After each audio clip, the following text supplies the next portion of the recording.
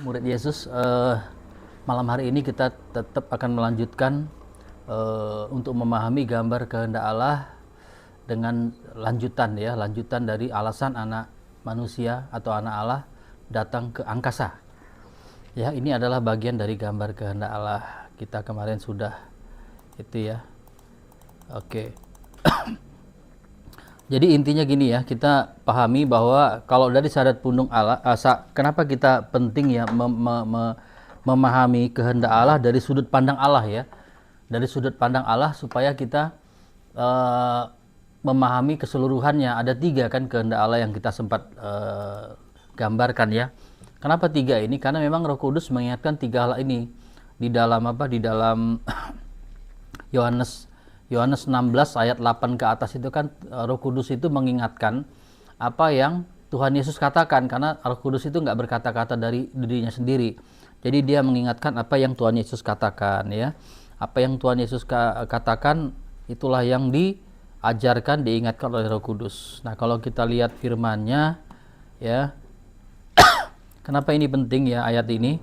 Karena ayat ini nanti yang kita uraikan terus-menerus, karena bicara gambar kehendak Allah itu kan berarti semua kaitannya dengan apa yang ada di pikiran Allah, perasaan, kehendak, keinginan dari Bapa gitu ya. Seperti halnya Tuhan Yesus pun mengatakan hendaklah kita memiliki pikiran perasaan yang terdapat dalam Kristus Yesus, yang walaupun dalam rupa Allah tapi tidak menganggap kesetaraan itu sebagai sesuatu yang harus dipertahankan gitu ya, bahkan merendahkan diri. Jadi kita terus menyelaraskan hati pikiran kita dengan pikiran yang ada di dalam Kristus Yesus, sementara pikiran yang ada di dalam Kristus Yesus itu selaras dengan apa yang menjadi pikiran daripada Bapa. Demikian Roh Kudus pun mengingatkan apa yang Tuhan Yesus lakukan, katakan, dan perbuat. Itu kan kuncinya kan di situ. Yang kemarin kita sempat sudah ulang-ulang terus gitu kan. Nah, apa yang Roh Kudus ajarkan? Dia itu akan mengingatkan tentang ini kan, kalau penghibur itu datang, ayat dia ke-7 ya, kalau dia datang, ia akan kalau ia datang ayat 8, ia akan menginsafkan dunia akan dosa. Dosa itu kemarin kita sudah pahami selalu berkaitan sama manusia ya kan? Berkaitan dengan manusia, karena gini, akan dosa dikatakan karena mereka tidak percaya. Yang tidak percaya itu siapa? Manusia tidak percaya kepada Yesus sebagai Tuhan dan Juru Selamat gitu kan. Dia akan menginsafkan dunia akan dosa supaya apa? Supaya manusia itu bisa percaya gitu loh. Jadi akan dosa itu diingatkan kepada manusia ya. Terus kemudian akan kebenaran di sini kan. Nah, kebenaran itu sebenarnya kan bicara ini, aku pergi kepada Bapa. Siapa yang pergi kepada Bapa? Yesus ya kan. Berarti kan Yesus itu adalah Allah. Yesus itu sendiri adalah Allah gitu kan. Bapa, Anak, dan Roh Kudus. Dia firman yang kemudian menjadi manusia, dan dia adalah Allah itu sendiri. Berarti kehendak Allah selain kepada manusia juga kepada Allah itu sendiri, gitu kan? Kepada Allah itu sendiri. Nah, kemudian akan penghakiman yang ketiga. Nah, akan penghakiman ini apa maksudnya? Penguasa dunia ini telah dihukum. Siapa penguasa dunia ini? Penguasa dunia ini ya iblis santai-antainya gitu kan, sama sepertiga malaikat yang jatuh. Nah, itu juga adalah kehendak Allah. Jadi kehendak Allah itu berkaitan sama 3. Kenapa 3? Karena 3 inilah yang sebagai keberadaan roh gitu ya. Kalau kita lihat di sini kan, dari awal penciptaan ini selalu mulai dari surga diciptakan. Kalau kita lihat di Kolose 1 ayat 16 itu kan, yang tidak kelihatan diciptakan, yang kelihatan diciptakan, singgasana diciptakan gitu kan. Itu kan diceritakan dalam Kolose kan. Kolose 1, mana? Kolose 1 ayat yang ke-16 kalau salah ya. 16 atau 15 ya. Nah, karena di dalam Dialah telah diciptakan segala sesuatu yang ada di sorga, yang ada di bumi, yang kelihatan ya, yang tidak kelihatan, singgasana, kerajaan, pemerintahan, penguasa-penguasa, semua itu diciptakan oleh Dia dan untuk Dia gitu kan. Nah, semua itu diciptakan oleh Dia dan untuk Dia. Jadi semua ini yang kelihatan, ini dunia materi kan kelihatan karena dari debu tanah jadi bisa dilihat. Kemudian dunia rohani yang terang itu kan, dunia rohani kan karena dia sifatnya rohania itu nggak bisa dilihat, nggak bisa diraba, nggak bisa dibau, nggak bisa direspon sama kelima indera kita gitu kan. Penglihatan, penciuman, pendengaran, bau, dan di dunia roh itu nggak bisa digitu. Jadi jangan coba-coba untuk ini kayaknya ada bau surgawi gitu, nggak ada ya kayak gitu ya. Jadi kita nggak melihat itu dunia roh itu bukan begitu ya, berbeda gitu ya.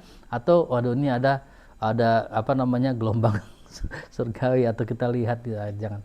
Jadi itu dunia roh itu tidak bisa diresponin dengan 5 keindera kita ya. Inilah dunia, kecuali dengan indera rohani kita ya, bukan dengan indera yang ada di jasmani kita. Nah selain itu pemerintah kan ada yang di warna hitam itu kerajaan, semua ada di dalam dia gitu kan.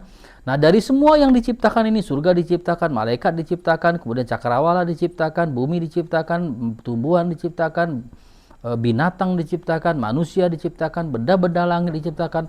Dari semua yang diciptakan ini yang memiliki roh itu ya manusia, malaikat, dan Allah itu sendiri adalah roh, walaupun dia pencipta, tapi dia bukan diciptakan gitu kan. Jadi kehendak Allah ini berkaitan sama 3 ini. Itulah yang akan kita bahas. Kalau kita nanti terfokus kepada satu, tidak memahami 3 kehendak ini, maka kita jadi bisa salah. Misalnya kita dari sudut pandang manusia, karena kita manusia, kita seolah-olah memandang kehendak Allah cuma buat manusia gitu ya. Sehingga kita bisa jatuh yang namanya human centris, terfokus kepada manusia gitu kan. Nah, tapi kita kalau memahami semuanya, maka kita bisa melihat kehendak itu dari sudut pandang Allah itu sendiri kan gitu kan. Nah, itulah yang kita review ya. Nah, ini komponen-komponen ini sebenarnya satu-satu, malaikat yang diciptakan, surga yang diciptakan, alam maut yang diciptakan, manusia diciptakan gitu terus gitu kan. Kemudian nanti lanjut lagi di sini ada inilah apa namanya gambar kehendak Allah ini adalah racikan atau kompilasi dari tiga teologi sistematika, teologi Alkitabiah, dan teologi sejarah gitu ya. Makanya dirangkum, dirakit jadi satu dalam semua gambar kehendak Allah seperti ini. Masing-masing part yang terukis ini ceritanya banyak nanti. Itu akan kita ceritakan dalam satu seri seperti ini. Nah kemarin kita sudah masuk di bagian alasan gitu kan. Alasan kenapa anak manusia masuk ke dalam angkasa ya. Anak manusia masuk ke dalam angkasa apa gitu ya, ke alam maut itu apa gitu kan, itu yang kita bahas kemarin kan. Nah sekarang kita masuk ke ininya, ke materinya. Jadi kita harus ingat ya, alasan anak manusia datang ke angkasa itu yang pertama untuk menggenapi kehendak Bapa itu sendiri kan. Allah menjadikan segala sesuatunya untuk dia menerima apa yang menjadi hak warisnya tadi, untuk menerima surga, karena ini kan tahtanya ya, ini tahtanya, ini surga dan segala macam ini tahtanya. Tetapi untuk menerima tahtanya ini, untuk masuk ke dalam surga itu sendiri, tidak dengan kesetaraan, sudah dia katakan dari awal. Bisa saja sebenarnya dia langsung dari pangkuan Bapa langsung masuk ke surga sini, ke tahtanya gitu kan, di sebelah kanannya gitu, dia bilang gitu kan. Bisa saja langsung, tetapi kehendak dari anak itu sudah ditetapkan, kehendak Bapa selaras bahwa dia merendahkan diri masuk ke dalam angkasa alam maut ini. Nah, jadi ada yang pertama itu tergenapi kan. Alasan yang kedua kita sudah tahu, untuk membinasakan perbuatan-perbuatan iblis. Ya, itu yang dikatakan di dalam 1 Yohanes 3 ayat 8 gitu ya. Dia datang ke alam maut, ke bumi ini untuk membinasakan perbuatan-perbuatan iblis gitu kan. Kemudian yang ketiga, dia datang ke angkasa ini untuk memberikan anugerah keselamatan tubuh dan darahnya kepada kita sebagai manusia. Itulah yang kita pelajari kemarin alasan itu. Tapi malam ini kita coba habisin ya materi itu ya. Materi itu. Jadi nanti akan berkutak-katik di situ, tapi semakin lama semakin dalam. Semakin dalam gitu ya. Kalau kita belajar Alkitab kan gitu ya. Kalau kita baca Alkitab itu aja sebenarnya ayat dibaca, tapi makin lama kok pengertiannya makin dalam, inspirasinya makin dalam, pengertian pengetahuannya juga semakin semakin dalam lagi gitu kan. Seperti orang naik tangga yang tanda putar itu ya. Gerakannya sama aja gitu, naik kanan kiri terus ya. Tahu-tahu kita udah sampai di atas gitu. Padahal kita dengan gerakan yang sama kita sampai di atas. Seperti itu. Kalau kita nanti pelajari ini, nggak sadar kita sudah mengerti gitu kehendak Allah ini lebih ini terus gitu ya. Tapi itu kita harus dalami lagi, ulang-ulang terus ya. Ini kan sampai di sini ya. Anak Allah naik ke surga sebagai anak manusia sudah ya. Anak Allah naik ke surga sebagai anak manusia. Terus alasan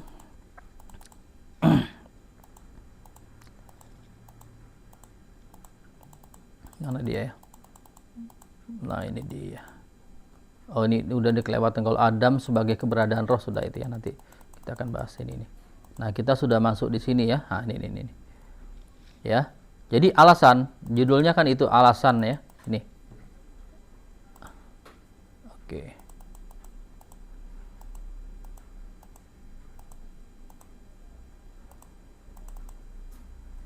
Mana? Bukan ini. Belum. Nih, alasan anak Allah datang ke angkasa, gitu kan? Anak Allah datang ke angkasa. Ini kan pada dasarnya dia sudah punya kehendak itu ya di Filipi ini kan kita sudah baca kemarin ya, sudah ya. Sekarang kita lanjut ke bagian yang hampir terakhir ya. Di sini ya. Oke. Manusia diciptakan untuk anak Allah. Bahkan manusia itu diciptakan untuk anak Allah ya.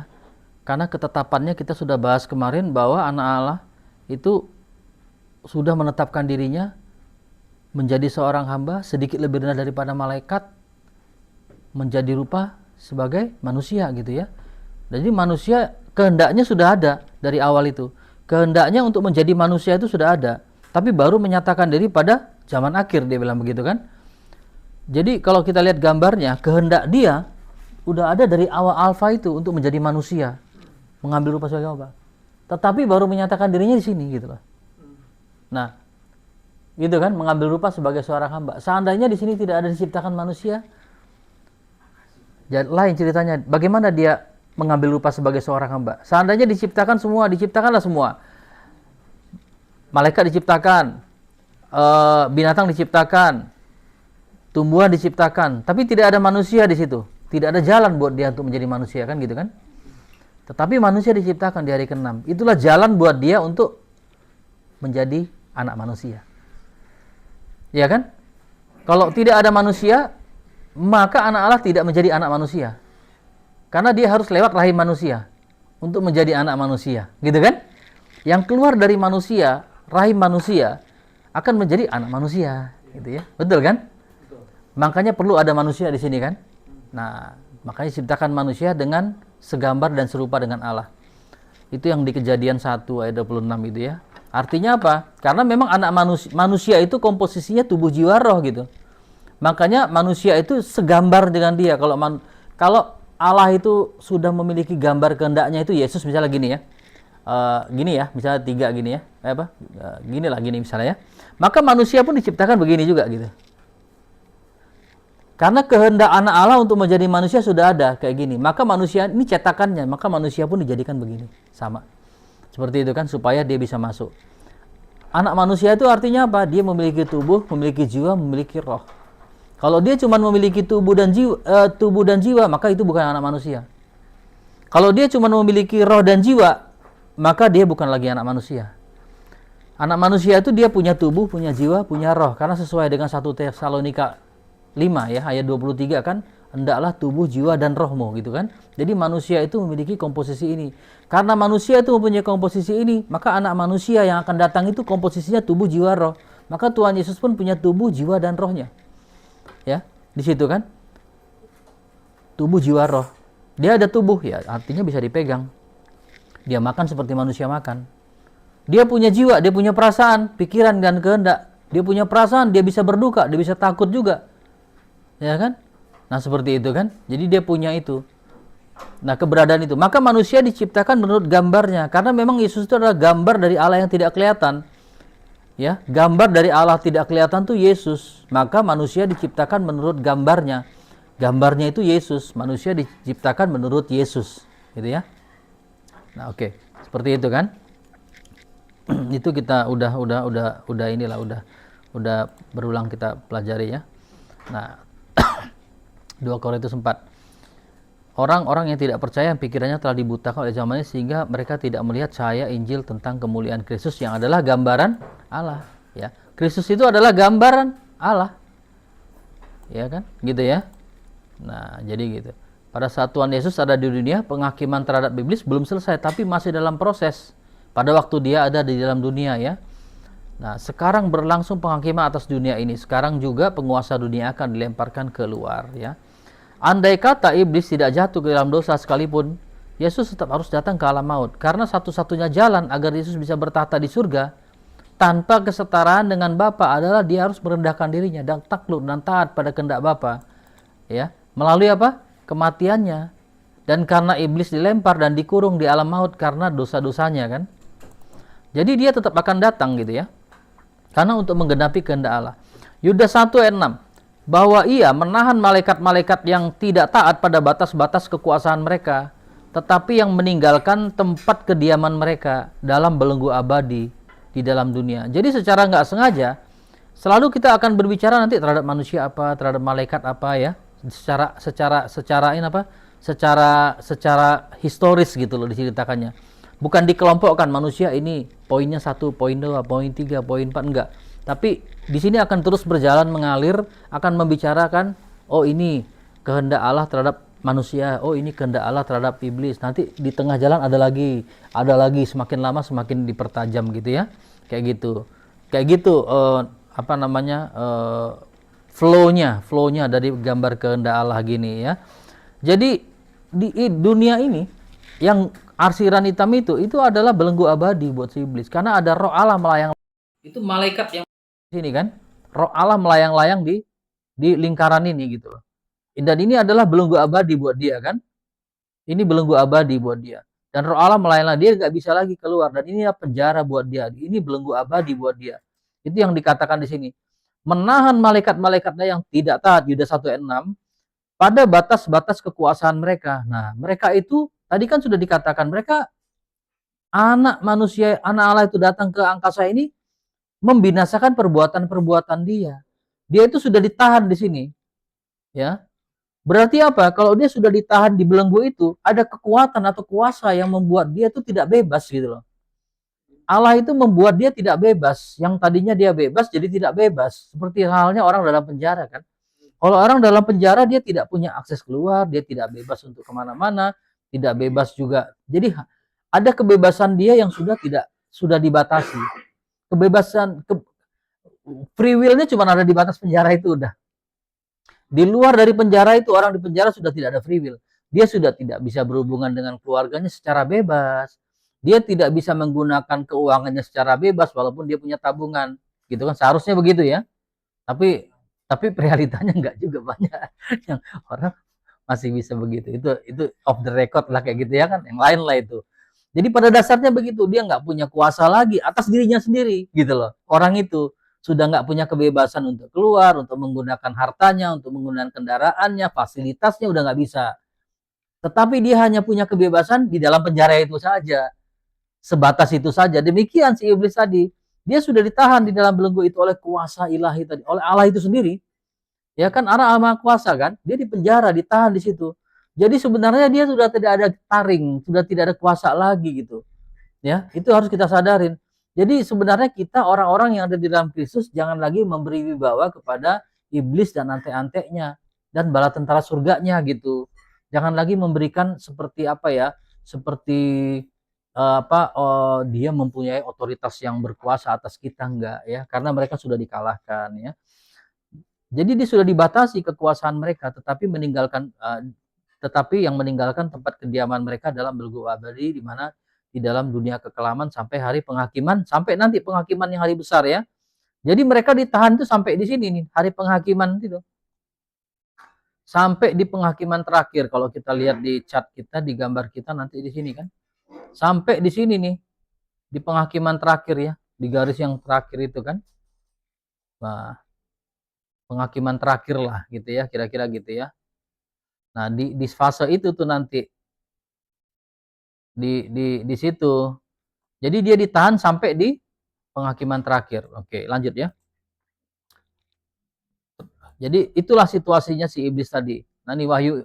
Maka iblis sekaligus dihakimi oleh anak Allah pada saat dia datang ke alam maut. Jadi anak Allah pada waktu datang ke alam dia itu sudah dihakimi. Iblis sudah dihakimi, tetapi pelaksanaan hukumannya ditunda sampai apa? Penghakiman besar ya.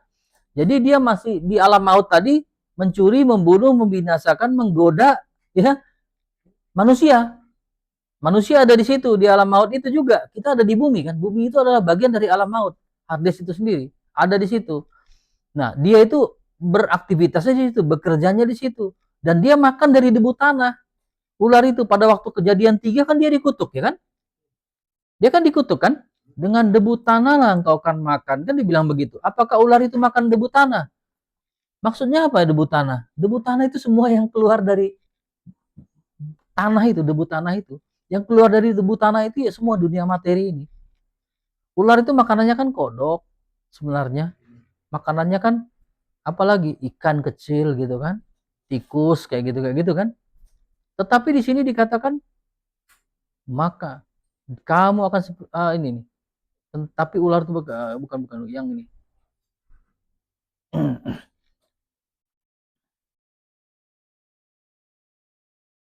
Nah, lalu berfirman Allah Tuhan kepada ular itu, karena engkau berbuat demikian terkutuk ya dari segala ternak. Nah, dengan perutmu engkau akan berjalan dan debu tanah itu akan kamu makan seumur hidupmu. Jadi jangan heran, ini semua dari debu tanah nih. Ini debu tanah nih, tubuh kita ini. Ini makanan dia nih.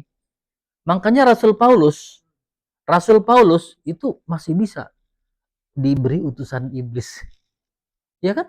Dia mengatakan, sudah bertiga kali aku minta, aku berdoa supaya utusan iblis dari dalam dagingnya ada tubuhnya itu keluar. Jadi kita jangan berpikir seorang rasul pun tubuhnya itu nggak steril, tapi rohnya steril gitu loh. Jadi dia debu tanah itu mana? Debu tanah itu kalau dalam struktur manusia itu debu tanah itu ya ini, ya. Manusia itu kan tubuh jiwa roh ya. Ini kan tubuhnya dari debu tanah ini, tubuh jiwa saraf-saraf ya kan? Ini makanannya dia. Makanannya dia. Keinginan daging itu makanannya dia. Bagaimana untuk memenuhi keinginan tubuh itu makanannya dia itu. Itu mainannya dia. Makanya Ayub pun bisa disentuh sama dia bagian tubuhnya, tapi rohnya enggak. Betul kan? Makanya dia bisa sakit. Toto sakit. Toto gatal, toto gila. Sarafnya kena, ya kan? Nggak ada angin, nggak ada hujan, sakit dia. Jadi iblis itu memang diberikan kuasa untuk makan debu tanah ini. Mainannya dia. Jadi jangan apalagi kalau cuma pendeta bisa sakit kanker. Bisa pakai itu. Makanya itu kan di sini nih. Tapi tujuannya membuat sakit ini supaya kita tuh ininya menyangkal Yesus gitu loh. Mempengaruhi rohnya gitu loh. Sehingga orang berpikir, ada nggak sih Tuhan? Ada nggak pertolongan Tuhan? Kok sakitnya terus-menerus begini? Dia nipu terus tuh. Nah, dia bekerja dengan para malaikatnya. Malaikatnya itu di sini. Dia tuh bekerja di luar ya. Kalau di luar malaikat ini, tapi ada yang malaikat lain sebenarnya di luar ini. Itulah malaikat-malaikat yang jatuh sepertiga malaikat itu. Dia akan mendorong terus itu. Pikiran-pikirannya orang yang tadi yang sakit tadi. Dia bilang, kan nggak ada Tuhanmu kan? Ada suara-suara begitu terus yang bunyi. Tuh kan mana pertolongannya? Mana? Mana? Mana? Terus kita diintimidasi dengan antek-anteknya iblis dengan pikirannya tadi. Dia pengaruhi sehingga apa? Dia memang pendusta. Dia bapak dusta dia. Dia mendustai kita, bohongin kita. Padahal sebenarnya Tuhan itu ada, tapi kita dibohongin. Itu yang membuat orang jadi lemah. Iya ya, bener ya. Kok ini akhirnya apa? Akhirnya dia, iya bener, nggak ada nih Tuhan. Akhirnya rohnya binasa. Target dia situ. Targetnya menjadikan manusia ini menjadi bagian dari dia. Menjadi ante-anteknya dia. Lewat apa? Kalau tubuh dia kuasai. Ya kan tubuh. Makanya Tuhan Yesus pun pada waktu habis dibaptis oleh Yohanes Pembaptis, kemudian dibawa oleh Roh Kudus ke padang gurun dalam puasanya, iblis itu bisa menawarkan semua kemewahan angkasa ini karena itu makanan dia, di bawah kekuasaan dia, di bawah kendali dia. Dia penguasa itu. Penguasa angkasa ini dia. Penguasa angkasa ini dia. Dia bisa menggunakan apa saja yang ada di angkasa ini, materi ini untuk mencuri, membunuh dan membinasakan. Menawarkan kemuliaan bumi gitu ya, kekayaan yang mendadak dan segala macam lah. Itu yang kalau orang ke mana ya, yang dia misalnya ke gunung-gunung kemana gitu ya. Nah itu memang wilayahnya dia tawarkan. Itu memang Alkitab sudah menulis begitu kan. Nah jadi gitu. Iblis yang menyesatkan mereka dilempar ke dalam api nanti ya. Dalam 2 Petrus 2, sebab jikalau Allah tidak menyayangkan malaikat-malaikatnya ya, dia tidak menyayangkan malaikat-malaikat. Jadi iblis itu sebenarnya antek-anteknya tuh malaikat. Jadi kita jangan berpikir malaikat tuh selalu yang baik gitu loh. Ada malaikat yang jatuh gitu loh. Sepertiga malaikat, dan iblis itu adalah malaikat. Namanya malaikat itu dia cuma punya apa? Roh dan jiwa. Udah, dia nggak punya tubuh. Ya, dia nggak punya tubuh. Jadi malaikat itu kita berpikir, waduh, malaikat itu selalu hal yang baik, menolong. Ada malaikat yang menolong, tetapi ada juga malaikat yang jatuh gitu loh. Yang jatuh. Siapa yang malaikat jatuh? Ya iblis, antek-anteknya gitu kan. Sebab jika Allah tidak menyayangkan malaikat-malaikat yang berbuat dosa, tetapi melemparkan mereka ke dalam neraka, dengan demikian menyerahkan mereka kepada gua-gua gelap untuk menyimpan, disimpannya sampai hari penghakiman. Jadi mereka statusnya di dalam alam maut itu disimpan, tetapi sebenarnya sudah dilucuti, taringnya sudah diambil, kuasanya sudah nggak ada, sudah dibatasi gitu loh, sudah dibatasi kuasanya itu oleh Allah itu sendiri, gitu kan? Nah, pelaksanaan hukumannya itu ditunda. Tujuannya ditunda apa? Supaya manusia memiliki kesempatan. Ya, seperti mulai kesempatan. Seperti halnya keluarga Lot itu dibiarkan ya. Itu ilustrasi itu, keluarga Lot itu diberi kesempatan supaya manusia itu bisa ada kesempatan untuk bertobat, kan gitu kan? Jikalau Allah membinasakan kota Sodom dan Gomora dengan api, dengan demikian memusnahkan dan menjadikan suatu peringatan, ya, gitu kan, untuk mereka yang hidup fasik di masa-masa kemudian. Jadi peristiwa Sodom Gomora itu peringatan. Tetapi ia menyelamatkan Lot, orang yang benar, yang terus-terus menderita oleh cara hidup orang-orang yang tidak mengenal hukum. Jadi Lot itu hidup dalam situasi kota di mana ada tradisi, kebudayaan, kebiasaan orang-orang di situ terus menerus membuat dia menjadi tertekan gitu loh. Situasinya menjadi menderita. Karena orang-orang itu tidak mengenal hukum Allah gitu ya. Dan hidupnya cuma mengikuti hawa nafsu. Sementara Lot ini adalah orang yang hidup menurut hukum Allah. Jadi dibenturkan nih. Dia yang hidup dengan taat dengan hukum Allah, dibenturkan dengan manusia yang dihukum. Jadi dia terus-menerus mengalami aniaya dan penderitaan sebenarnya. Secara nggak sadar pun kita bisa saja dalam situasi sekarang ini kan gitu kan. Kita yang orang ingin terus gitu ya, terus taat kepada kebenaran, kepada firman, kepada ini, tetapi situasi lingkungan itu terus menekan kita, bisa juga. Situasi sekarang kira-kira begitulah ya. Sebab orang benar ini tinggal di tengah-tengah mereka dan setiap hari melihat dan mendengarkan perbuatan-perbuatan mereka yang jahat. Sehingga jiwanya yang benar tersiksa, jiwanya tersiksa. Iya kan? Sempat juga saya kepikir, tapi ini off the record gitu ya. Anak-anak kita ini, generasi muda ini, generasi-generasi yang polos sebenarnya. Generasi-generasi yang tidak pernah kenal korupsi, nepotisme. Pikirannya bersih-bersih semua. Begitu mereka masuk ke dunia kerja gitu kan, kena gelombang badai yang ini. Tidak ikut tergulung, ikut berarti meninggalkan ini kan gitu kan, kemurnian. Ini generasi-generasi sekarang seperti itu. Anak-anak kita yang tadinya nggak kenal yang kayak gitu, begitu masuk di dunia usaha, dunia kerja, kena yang namanya ya tidak ikut ya host out gitu, ikut. Nah, itulah situasinya kira-kira gitu ya. Tapi inilah mungkin yang dialami oleh si Lot ini kan, kira-kira gitu.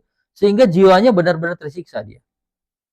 Antara dia harus terus taat gitu kepada firman Tuhan. Kita harus terus taat kepada firman Tuhan seperti itu.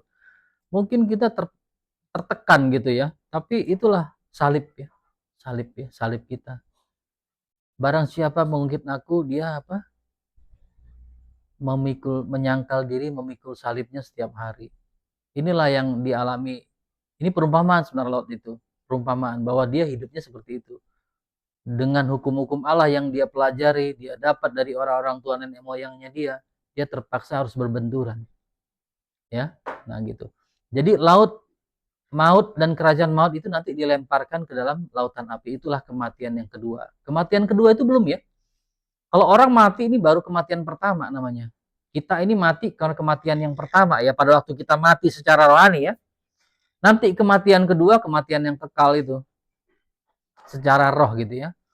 Dan setiap orang yang tidak ditemukan namanya tertulis dalam kitab kehidupan, dia dalam lautan api itu. Orang yang tidak tertulis dalam kitab kehidupan masuk ke dalam lautan api itu. Jadi ante-antenya. Waktu dan kesempatan ini adalah kasih karunia dikatakan. Karena itu tugas kita adalah memberitakan Injil.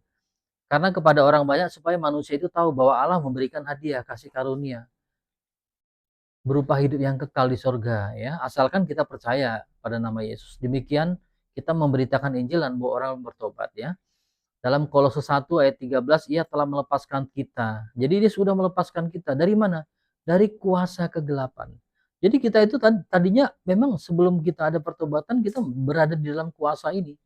Baru kita memindahkan ke dalam kerajaan anaknya. Ya, kerajaan anaknya. Jadi kita dipindahkan dari kuasa, tapi kita kan masih ada di dalam angkasa, masih ada di dalam angkasa, tapi status kita pindah dari kegelapan kepada terang. Karena pada waktu dia masuk, pada waktu Tuhan Yesus masuk ke sini, dia membawa terang, ya kan? Dia membawa hidup, dia membawa kebenaran gitu kan? Karena dia bilang akulah jalan dan hidup dan kebenaran dan aku juga terang, dia bilang begitu kan? Jadi pada waktu anak manusia masuk ke sini, dia membawa tiga itu. Dia membawa kemuliaan, terang kemuliaan, dia membawa hidup, dia membawa kebenaran. Nah, pada waktu kita percaya, kita pun memperoleh terang, memperoleh hidup, memperoleh. Kita menjadi bagian warga kerajaan surga, gitu kan? Walaupun kita masih di sini, tapi kita warga kerajaan surga. Bisa aja ya. Orang kayak ilustrasinya gini, kayak misalnya kita orang Indonesia ada di Amerika. Sekalipun kita di Amerika, tapi kita adalah orang Indonesia, gitu lah. Sekalipun kita ada di dalam alam maut, di angkasa ini, kita tetap adalah warga kerajaan surga. Lewat Tuhan Yesus yang mati, bangkit, dan naik ke surga tadi. Kita percaya tadi kan, gitu kan? Nah, lanjut ya. Jadi seperti kita sudah dipindahkan. Kalau tadi kita berada di kerajaan kegelapan, karena memang dia penguasanya, gitu loh. Ya, dia penguasanya. Jadi penghakiman terhadap iblis dan ante-antenya sudah terjadi. Sudah terjadi ya. Nih, dan selesai pada saat anak Allah bertahta di surga. Ya. Tapi pelaksanaannya, hukumannya sudah, pelaksanaannya ditunda. Ya, sampai hari penghakiman terakhir tadi, dan kita harus memberitakan kepada orang banyak. Jadi itu kesempatan itu kita nggak tahu kapan kan, sampai penghakiman terakhir itu. Jadi jeda waktunya itu kesempatan kita untuk memberitakan orang banyak untuk percaya dan mengaku bahwa dosa mereka sudah ditebus oleh kematian Tuhan Yesus kan gitu. Karena hanya melalui iman dan pengakuan mereka pada Yesus sebagai Tuhan mereka bisa selamatkan. Roma 10. Jika kamu mengaku, ya ini kan, jika kamu mengaku dengan mulutmu bahwa Yesus adalah Tuhan, nah ini terhadap manusia kan, kehendak yang pertama kan, terhadap manusia. Kehendak yang ketiga ya, terhadap manusia. Kalau manusia itu mengaku dengan mulutnya bahwa Yesus adalah Tuhan dan percaya, maka manusia itu, dan bahwa Allah telah membangkitkan dia dari antara orang mati, maka kamu diselamatkan. Karena dengan hati orang percaya dibenarkan, dengan mulut orang mengaku, percaya dan mengaku gitu kan. Nah itu, ini kan terhadap kehendak Allah yang ketiga kan, berarti kan.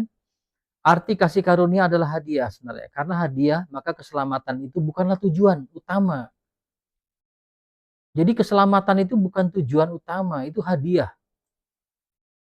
Ya. Kalau memang tujuannya itu adalah keselamatan manusia, seharusnya semua manusia bisa diselamatkan.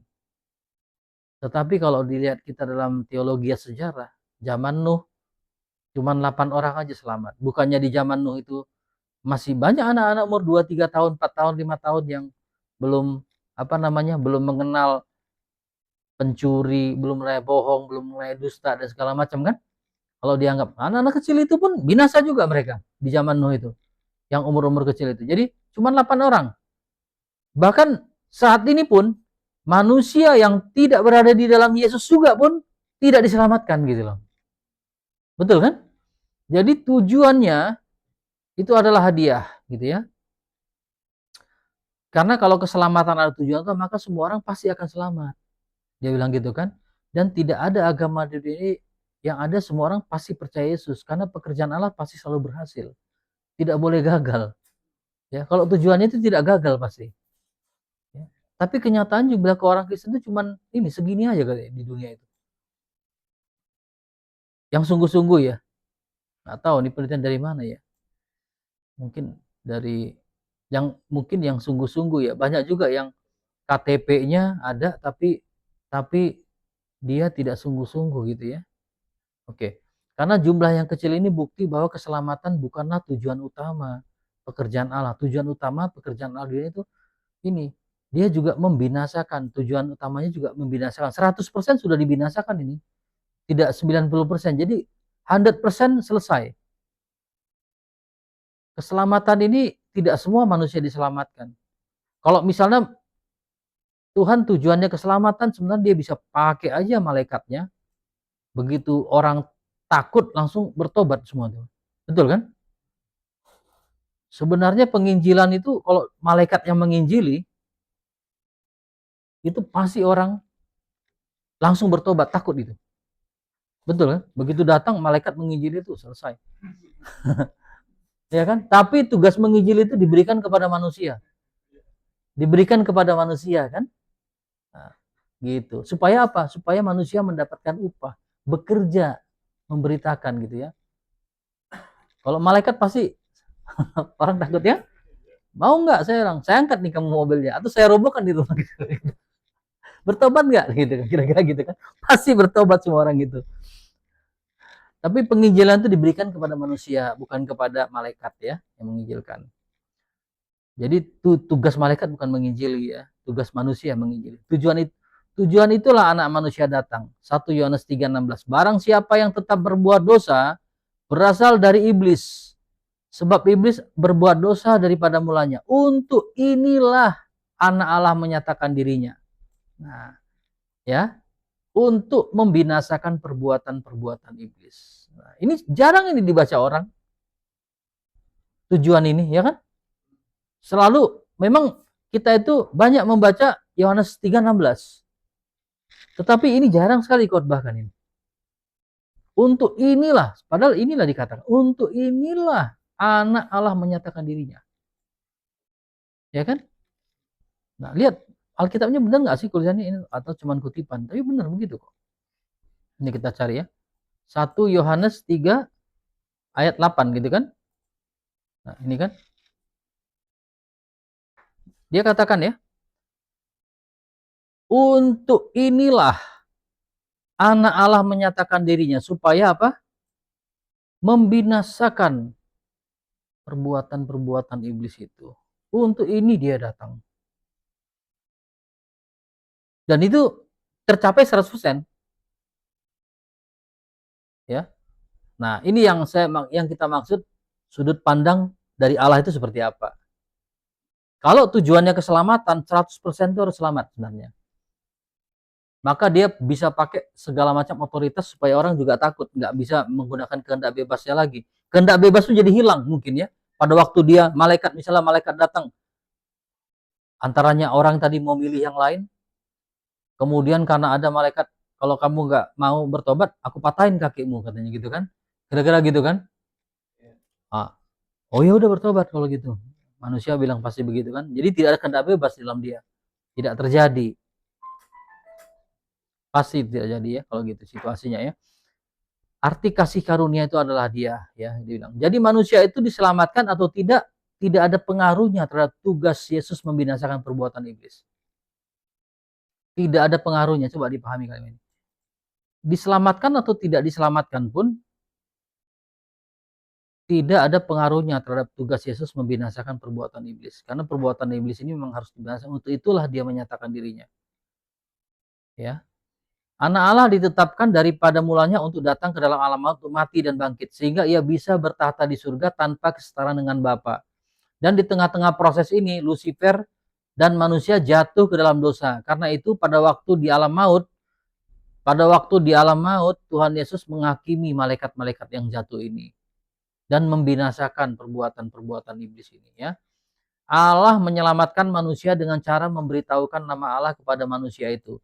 Sehingga setiap orang yang percaya kepada namanya beroleh hidup yang kekal. Kisah 4:12. Dan keselamatan tidak ada di dalam siapapun juga. Kan gitu kan?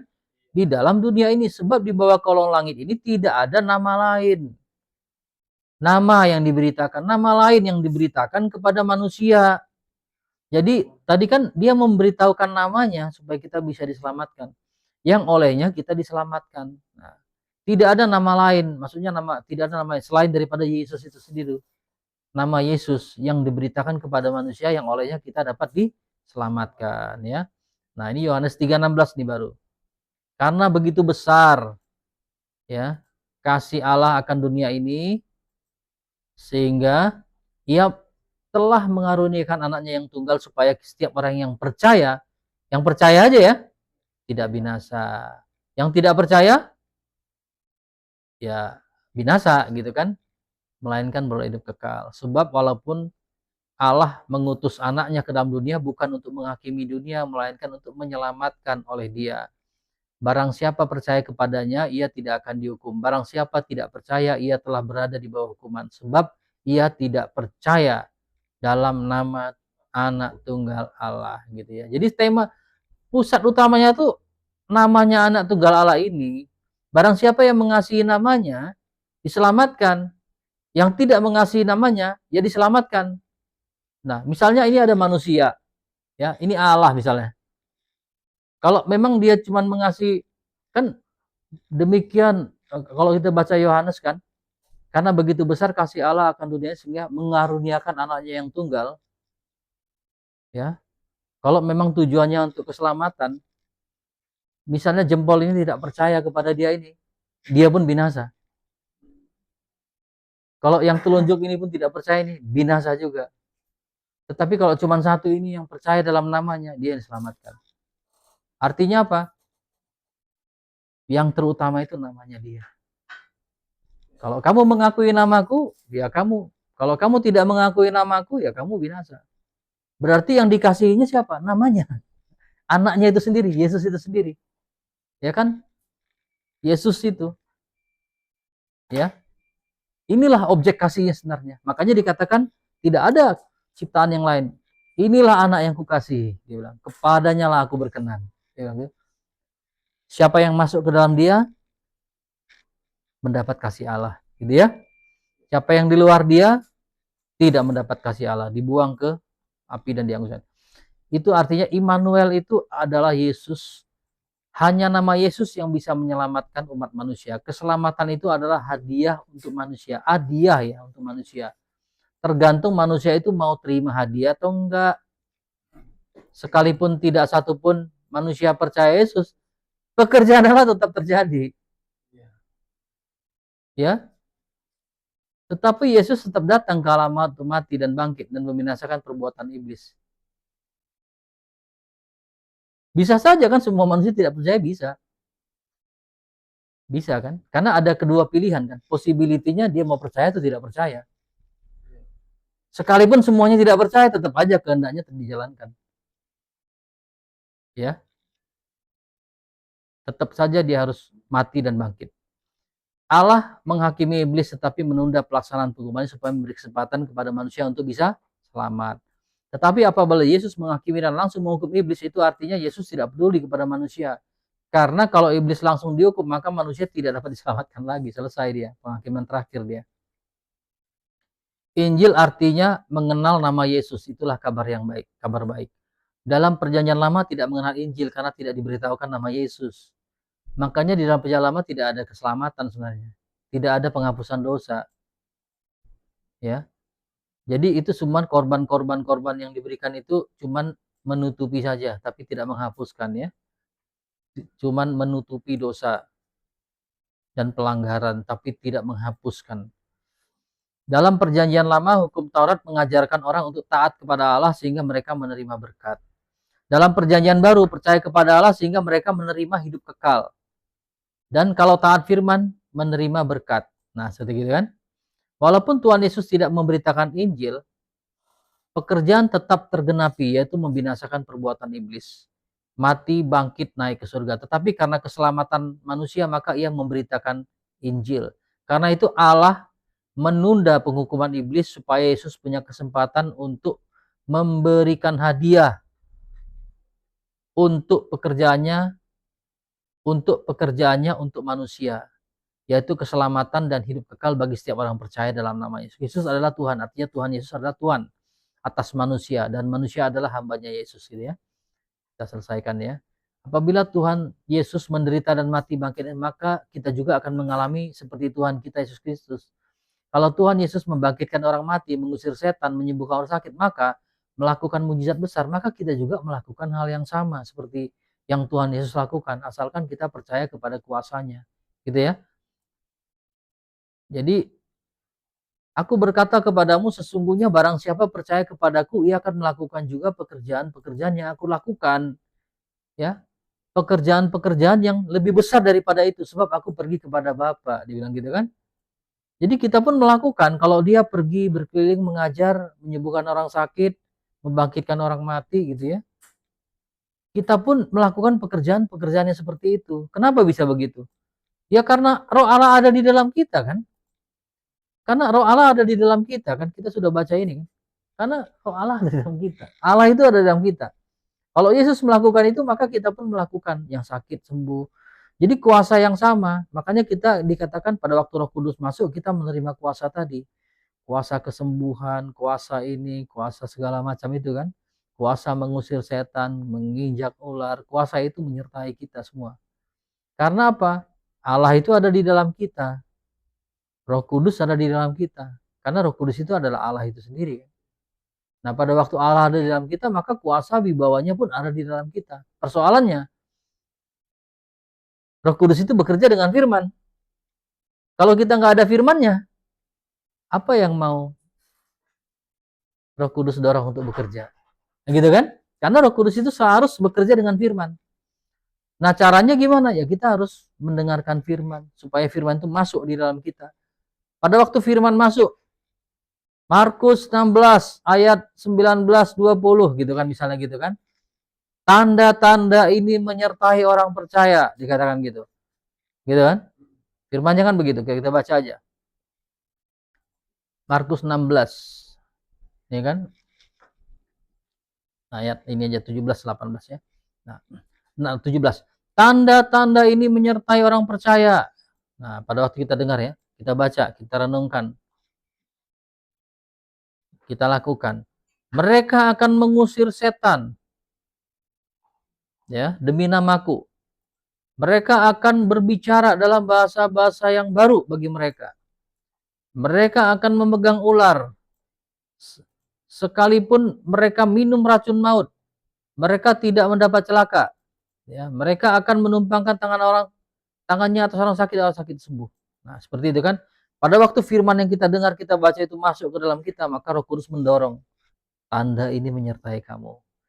Pada waktu kita datang ke orang sakit, doakan dia, tumpang tangankan orang sakit ini, doakan dia, maka itu akan sembuh. Pada waktu firman itu masuk dalam kita, Roh Kudus bekerja dengan kita. Nah, mendorong firman ini. Letakkan tangan pada orang sakit ini, maka dia akan sembuh. Dia akan ingatkan firman, ingat. Jadi pada waktu kita pelayanan ya, Sabtu itu Mission Day, yang paling penting itu kita minta ketuntunan dari Roh Kudus sebenarnya. Supaya Roh Kudus itu mendorong. Apa? Kita nggak boleh dengan kata-kata pikiran kita gitu sebenarnya. Supaya Roh Kudus itu mendorong kita. Roh Kudus, saya akan mendorong firman itu kepada kita keluar. Mendorong firman itu bergerak. Mendorong firman itu bekerja. Kan sering gitu kan? Tiba-tiba diingatkan. Ada orang yang firman diingatkan kepada kita. Ada orang yang seperti ini, firman mengatakan, oleh karena iman dari perempuan itu, maka pendarahannya menjadi sembuh. Maka itu juga berlaku buat ibu. Ya, karena iman yang ibu miliki, maka ibu menjadi sembuh. Nah, dorong Roh Kudus itu mengingatkan itu. Terus dia bekerja. Nah, firman itu hidup. Nah, seperti itu. Jadi penting kita untuk punya iman firman gitu kan. Itu cara kerjanya kan begitu. Kalau nggak ada firman, apa yang mau didorong sama Roh Kudus ya? Karena Roh Kudus bekerja selalu dengan firman. Ya, seperti Tuhan Yesus dipenuhi dengan seluruh kepenuhan Bapa, maka kita juga harus dipenuhi dengan seluruh kepenuhan Tuhan Yesus. Kolose 1 ayat 19, karena seluruh kepenuhan Allah ada di dalam Dia. Ya kan? Seluruh kepenuhan Allah ada di dalam Dia. Berarti Yesus ada di dalam kita, berarti apa? Kepenuhan Allah ada di dalam kita. Firman-Nya kalau ada di dalam kita, maka semua kepenuhan itu ada dalam kita. Kolose 2, sebab dalam Dialah berdiam secara jasmani seluruh kepenuhan Allah, dan kamu telah dipenuhi di dalam Dia. Kita sudah dipenuhi dalam Dia ya. Kita dipenuhi di dalam Dia, gitu katanya. Gitu kan? Kita telah dipenuhi di dalam Dia karena kita sudah masuk ke dalam Dia. Kita sudah masuk ke dalam Yesus. Kita sudah dipenuhi di dalam Dia. Padahal Dia itu memiliki kepenuhan Allah, gitu kan? Artinya apa? Berarti kita mengalami kepenuhan Allah itu sendiri. Gitu kan? Kita ada di dalam kepenuhan Yesus, dipenuhi oleh di dalam Dia. Sementara Dia juga dipenuhi di dalam Allah. Maka kita pun dipenuhi dalam Allah, gitu kan? Kan logikanya gitu. A sama dengan B, B sama dengan C, berarti A itu sama dengan C, gitu kan? Hukum logika ya.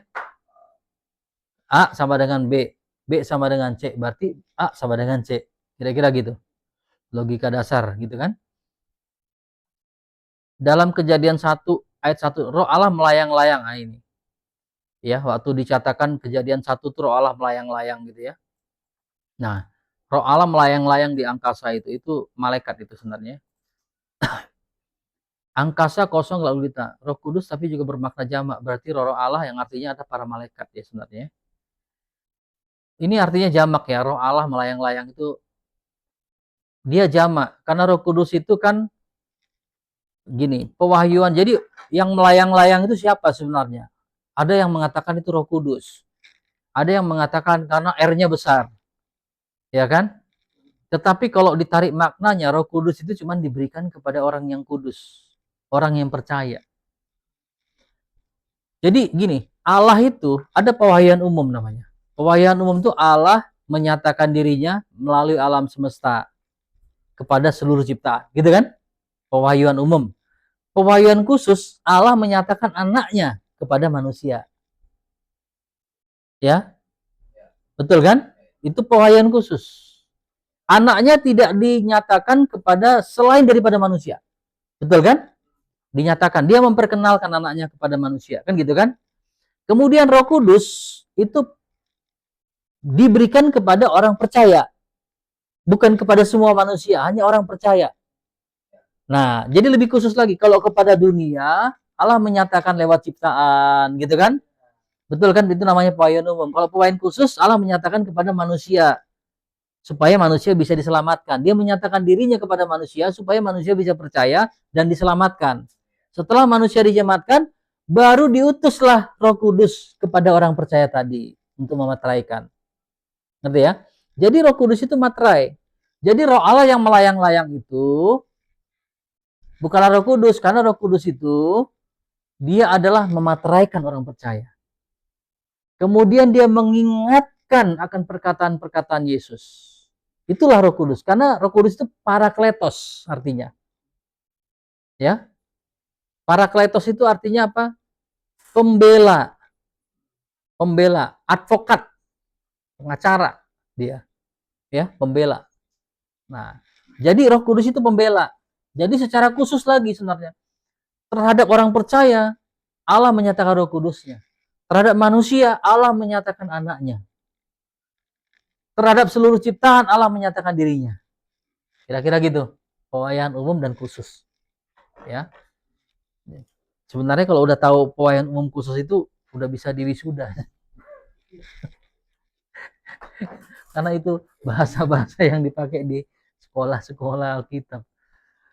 Tapi kita puji Tuhan ya, Roh Kudus ajar sampai kita pun belajar sama-sama itu ya. Puji Tuhan, Roh Kudus kasih kesempatan itu buat kita. Ya, pewahyuan umum dan khusus itu. Jadi itu ya. Jadi pada mulai bentuk bumi bentuk kosong dan gelap gulita bentuk samudera raya. Roh Allah melayang-layang di atas permukaan air. Roh itu ruah gitu ya. Kind of spirit gitu ya. Kinds of spirit. Jadi di situ ruah. Jamak ya, jamak dia. Kenapa yang dimaksudkan dalam Kejadian 1 ayat 1 itu roh-roh Allah atau malaikat-malaikat dan bukan Roh Kudus? Alasannya Roh Kudus turun ke angkasa setelah Tuhan Yesus naik ke surga gitu loh. Jadi Roh Kudus tidak turun kalau anak Allah tidak mati bangkit dan naik ke surga. Kuncinya itu kan. Nah, jadi pada waktu Allah menciptakan, banyak orang mengatakan pada waktu roh Allah melayang-layang itu ada Roh Kudus. Tidak, Roh Kudus itu tugasnya bukan itu, bukan untuk melayang-layang di udara, tapi untuk masuk ke dalam orang kudus, mematraikannya, mengingatkan firman kepada manusia. Itu yang namanya tadi pewahyuan. Ya. Nah, seperti itu. Dia cuma mau menjelaskan itu ya, bahwa sama itu seperti ini, seperti di Firdaus setelah manusia jatuh ke dalam dosa, kemudian Firdaus itu dijaga oleh pedang itu kan, pedang bernyala-nyala itu kan, itu malaikat dijaga oleh malaikat sehingga nggak masuk. Pada waktu itu begitu juga angkasa itu ilustrasinya dia dijaga oleh para malaikat tadi, malaikat-malaikat tadi supaya itu penjara nih buat kamu. Penjara. Makanya penjara itu kan dijaga oleh sipir-sipirnya gitu kan. Ya, bukan dijaga oleh presiden, sipir-sipirnya. Ya. Jadi pelayan-pelayan presiden yang menjaga itu. Maka surga itu pun, angkasa itu pun dijaga oleh pelayan-pelayan surga tadi. Ya, supaya dia tidak lagi keluar dari angkasa tadi. Karena dia sudah dijatuh, diperangkap, dijaga dia di situ. Dan roh-roh Allah melayang-layang di angkasa karena mereka diperintahkan Allah untuk menjaga angkasa, ya, di mana malaikat-malaikat yang jatuh dan dosa dibuang dan dibelenggu, dijaga oleh mereka. Itu dikatakan. Demikian roh Allah melayang-layang itu ya, yang kita baca dalam Kejadian. Dulu itu angkasa dipenuhi oleh kabut, gelap, kosong, debu, dan belum berbentuk apapun. Alam semesta angkasa aslinya dipenuhi oleh kabut. Di dalam kabut itu dipenuhi oleh debu-debu. Dan dari debu-debu ini Allah menjadikan binatang-binatang, kemudian Allah memisahkan air di atas cakrawala dan air di bawah cakrawala. Sama seperti uap yang memenuhi ruangan mencairkan permukaan yang dingin pada jendela dan mengubahnya menjadi tetesan air. Gitu ya. Allah memisahkan kabut yang memenuhi alam semesta menjadi dua macam air. Lalu bumi yang tenggelam dengan air yang di bawah cakrawala dan air di atas itu memenuhi dinding dan alam semesta. Oleh karena itu dijadikan ada ruang di antara bumi dan dinding alam semesta itu. Permukaan air yang turun ke bawah cakrawala itu menjadi lautan ya. Itulah menjadi lautan. Pada mulanya ada campuran antara debu dan kabut yang kemudian dipisahkan air di atas dan air di bawah cakrawala. Ada tempat kosong, debu dikumpulkan ini ya, debu dikumpulkan dari air yang di bawah dan menjadi kering seperti endapan yang tenggelam, yaitu bumi yang muncul dari air di bawah cakrawala itu. Kira-kira gitu ya. Allah menciptakan langit dan bumi, angkasa untuk lingkungan yang baik bagi manusia supaya anak Allah bisa turun ke angkasa. Ya, dalam Kejadian 1 ayat 2 dikatakan roh Allah melayang-layang gitu ya. Di atas permukaan menunjukkan dinding luar alam semesta. Dan lagi istilah abadi dalam dikurung dalam belenggu abadi. Yudas 6 ya. Itu ya. Itulah kira-kira gambaran penjelasan-penjelasannya. Ya, udah jelas lah ini. Kejadian 1 ayat 6 apa ini? Dikatakan setelah Allah menciptakan matahari maka Allah menciptakan segalanya. Dalam setiap penciptaannya Allah mengatakan semuanya baik. Kecuali pada waktu dia menciptakan hari pertama baik. Pada hari kedua tuh dia tidak mengatakan baik cakrawala itu. Ya, kecuali pada saat Allah menciptakan cakrawala di mana iblis itu dikurung. Ya, cakrawala itu tempat iblis itu dikurung gitu ya, batasannya. Cakrawala tempat iblis bekerja dan berkuasa. Karena itu pada hari penciptaan yang kedua, pada waktu cakrawala tidak mengatakan itu baik gitu ya. Jadi kita baca aja. Coba kita baca. Kejadian 1 ya. Ini kan berfirman nih, pada mulanya menjadi kala bumi. Bumi berbentuk kosong, gelap gulita, samudra ada Allah melayang-layang di atas permukaan air. Ini kan berfirman Allah menjadikan terang, lalu terang itu jadi. Allah melihat terang itu baik. Baik ya. Hari pertama ya. Lalu dipisahkannya terang itu dari gelap. Hari pertama nih kan. Ayat 5, dan Allah menamai terang itu siang dan gelap itu malam. Jadilah petang, jadilah pagi. Itulah hari pertama. Hari pertama dikatakan baik.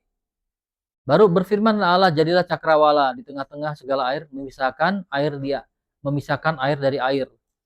Maka Allah menjadikan cakrawala dan dia memisahkan air yang ada di bawah cakrawala itu dan air yang ada di atasnya. Dan jadilah demikian. Lalu Allah menamai cakrawala itu langit, jadilah petang dan jadilah pagi, itulah hari kedua. Ya, dan gitu kan, nggak ada ya. Dia nggak katakan hari itu baik ya. Dia tidak ada kalimat baik gitu ya.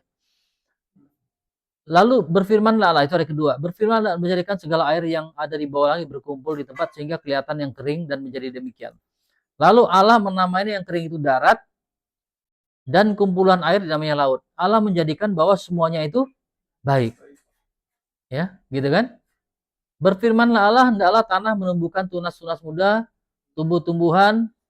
Dari debu tanah itu keluarlah ini tumbuh-tumbuhan kan gitu kan? Terus Allah melihat semuanya itu baik. Jadi cuma di hari kedua aja tuh tidak dia bilang baik. Jadilah petang dan jadilah pagi, itulah hari ketiga.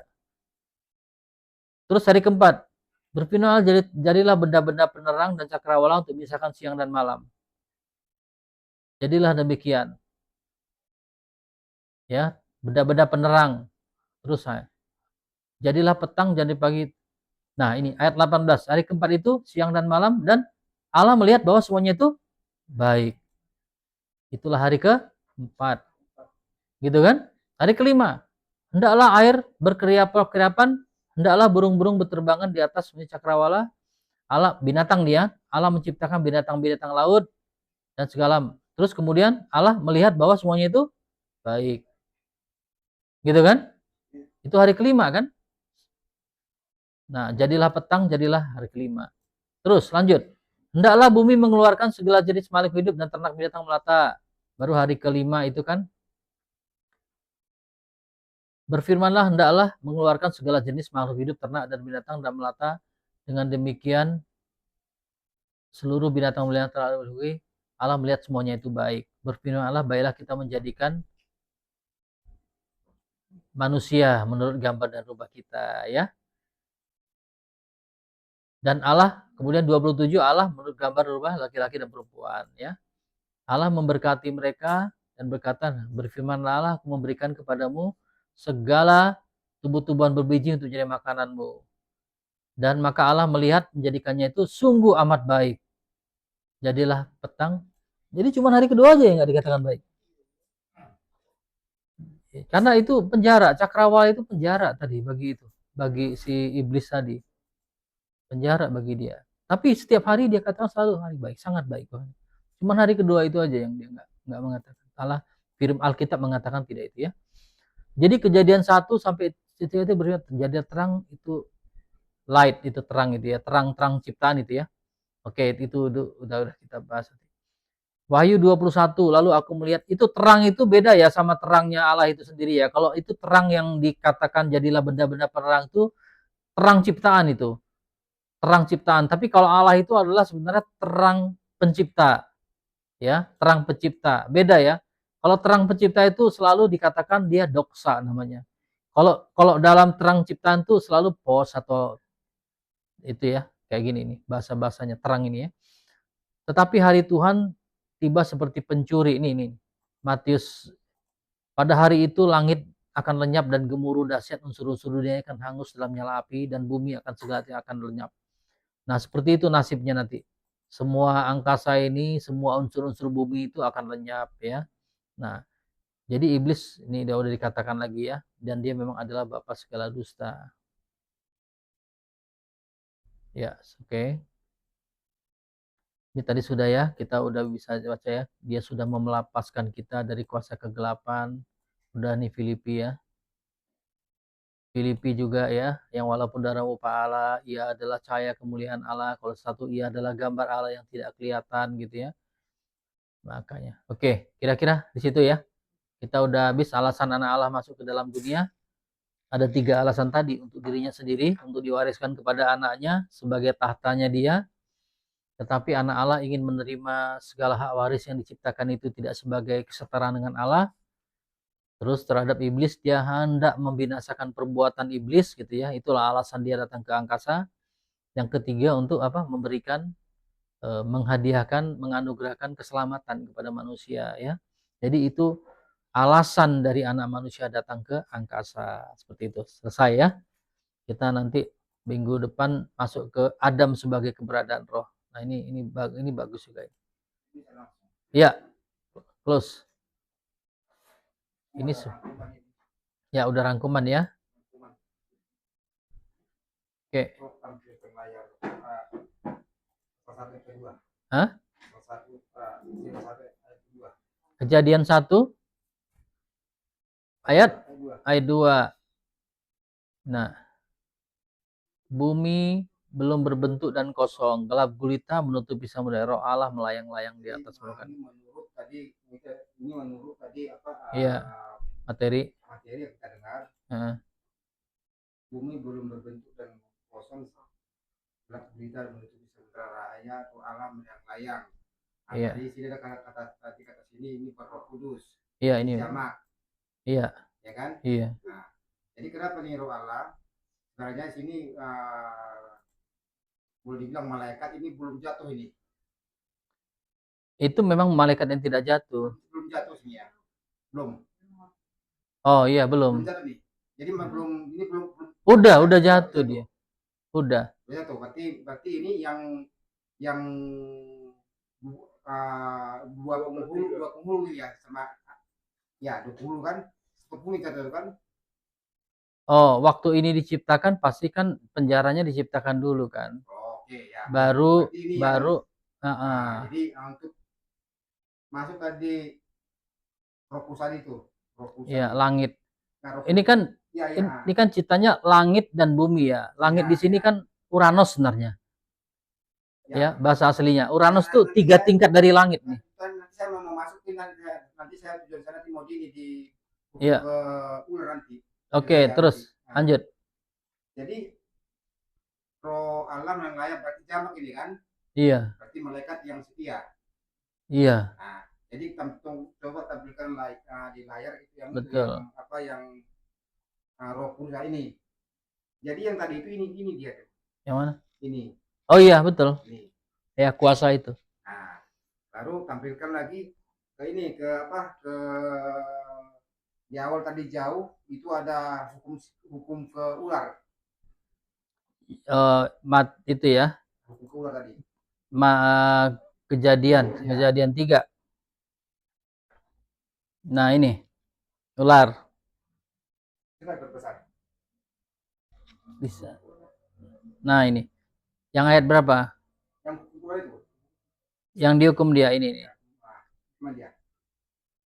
Ini. Lalu ayat kepada manusia. Bukan ini masih. Ini masih. Ini ular itu di sini nih. Ayat 14. Nih. Nah, ini kan? Nih. Ya. Jadi dah. Lalu berfirmanlah. Dibiruin. Nih. Lalu berfirmanlah Tuhan Allah kepada ular itu. Nah, jadi kalau ini udah diterangkan ini. Ya. Ya, udah kan? Ini udah diterangkan ini. Nih. Oke, terus ini udah diterangkan, yang dapat disimpulkan kalau yang ini yang mana? Engkau akan menjalar. Ini dia tuh berkeliling dia tuh. Berkeliling itu yang nanti yang di contohnya yang Ayub mencari mangsa nih. Ya. Nah, kalau itu maknanya ini aja dibaca. Kalau mungkin dulu dia tidak menjalar, sekarang menjalar kan gitu kan? Kalau dulu dia tidak berjalan dengan perut, mungkin begitu. Sekarang berjalan dengan perut gitu. Ya maksudnya tadi saya ada pemahaman saya tadi aku diterangkan. Kupas. Coba tadi lagi. Yang mana? Nah, lagi. Jadi apa hubungannya tadi yang pertama tadi sama ini? Yang tadi sama ya ada yang pertama sama yang kedua. Saya mau masuk ke sini ular ini. Jadi seakan-akan kita nggak butuh ular, ya kan? Padahal memang ular ini adalah iblis dan bapak pendusta. kan dia mengerti firman juga. Dia apa? Dia mengerti firman tapi Oh. belokkan. Oh. Karena apa? Karena dia hanya memakai kepintaran, kan licik, licik. Ya kan licik. Untuk menipu kan? Iya. Jadi kelemahan kita, kita pakai kepintaran, bukan tadi roh tadi kuasa-kuasa roh Allah yang itu. Yang nanti runtanya nanti ke apa yang Roh Kudus, kita nggak pakai itu. Jadi kita mengandalkan pemikiran. Makanya kita tidak bisa mengenal Allah walaupun kita rajin belajar, rajin ke gereja, itu masalahnya. Oke. Nah, itu yang saya tangkap. Oke, thank you. Dapat itu ya, mendapatkan itu tadi ya. Oke, good. Ada lagi yang lain? Boleh pertanyaan, boleh juga insight. 5 menit. Per 5 menit.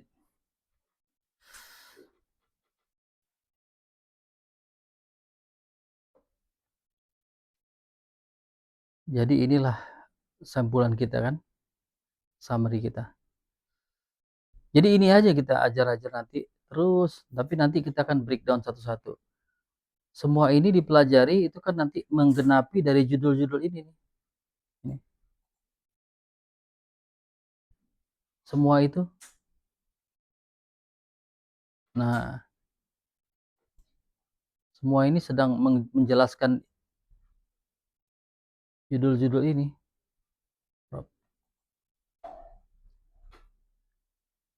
Ya, gitu kira-kira. Ada lagi? Ada sharing nggak? Pertanyaan apa gitu? Nah, menarik ini.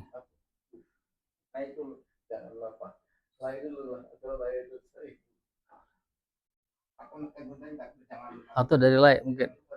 Ada ini nggak? Coba. Yang mana? Oh, ini nekeba. Nah, ini gini. Pada waktu diciptakan di Kejadian ke-1 itu langsung laki-laki dan perempuan diciptakan sebenarnya. Jadi pada waktu dijadikan, kalau kita dalamin, sebenarnya itu materi minggu depan ya, tapi nggak apa-apa karena sudah disinggung sedikit gitu kan. Zakar nekeba itu sebenarnya berbicara tentang jenis kelamin itu. Berfirman Allah, baiklah kita menjadikan manusia menurut gambar dan rupa kita supaya mereka berkuasa atas ikan-ikan di laut dan burung-burung di udara dan atas ternak dan atas seluruh bumi dan atas segala binatang melata yang merayap di bumi. Maka Allah menjadikan manusia itu menurut gambarnya. Diciptakanlah dia laki-laki dan perempuan. Diciptakannya mereka. Jadi mereka itu diciptakan di sini ini bukan Adam sebenarnya ini. Ini zakar nekeba ini bahasa aslinya. Itu cuman menunjukkan jenis kelamin. Male zakar ya. Makanya kalau ya. Zakar itu tahu nggak? Jenis kelamin laki-laki. Apa dibilangnya jantan gitu loh. Jantan ini sebenarnya. Dan nekeba itu betina.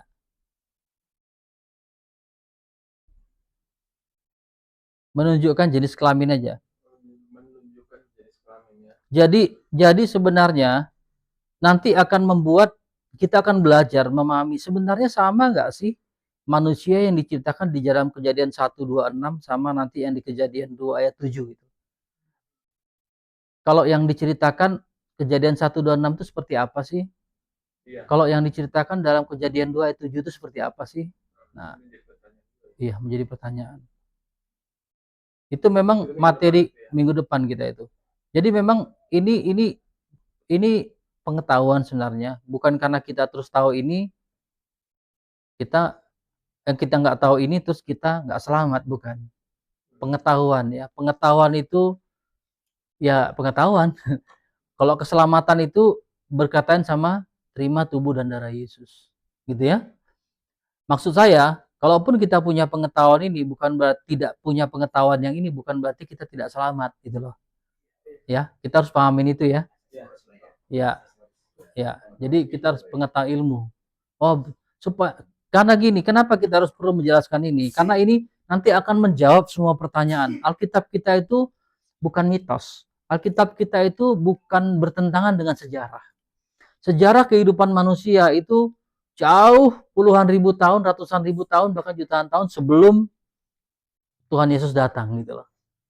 Bahkan di dalam sejarah itu mereka sudah menemukan fosil-fosil manusia yang diuji gitu ya. Nah, sebenarnya ini bisa Alkitab kita tuh menjelaskan itu semua. Cuman karena kita membacanya belum teliti gitu ya, sehingga kita jadi nggak ngerti. Tapi kalau kita udah nanti pahami minggu depan, kita mulai baca dengan teliti, mulai memahami dengan teliti, kita tahu.